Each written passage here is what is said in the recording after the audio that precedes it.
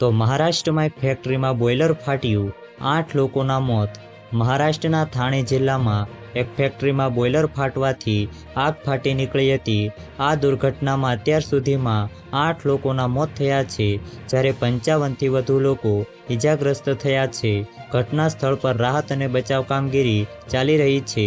એક પ્રત્યક્ષદર્શીએ જણાવ્યું કે વિસ્ફોટનો અવાજ 2 કિલોમીટર સુધી સંભળાયો હતો। વિસ્ફોટના કારણે આસપાસની બિલ્ડિંગની કાચની બારીઓ તૂટી ગઈ હતી। ઇજાગ્રસ્તોને સ્થાનિક હોસ્પિટલમાં દાખલ કરાયા છે। મહારાષ્ટ્રના નાયબ મુખ્યમંત્રી દેવેન્દ્ર ફડણવીસે આ ઘટના પર દુઃખ વ્યક્ત કર્યું છે। તેમણે એક્સ પર લખ્યું કે આ મામલે 8 લોકોને સસ્પેન્ડ કરી દેવાયા છે।